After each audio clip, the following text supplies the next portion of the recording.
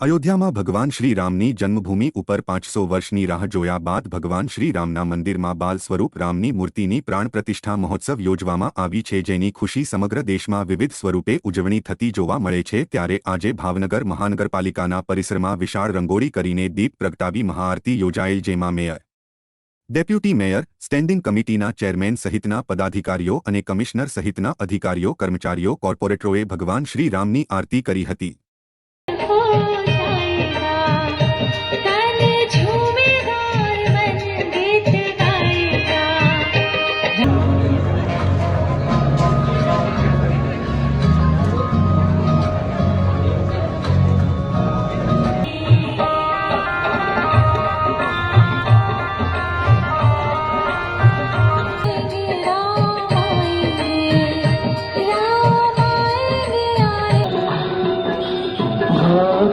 जनों के संग भुज सर चाप दर संग्राम जित कर दूषण भज दीन बंधु दिनेश दानव दैत्य वंश निकंदन रघुनंद आनंद।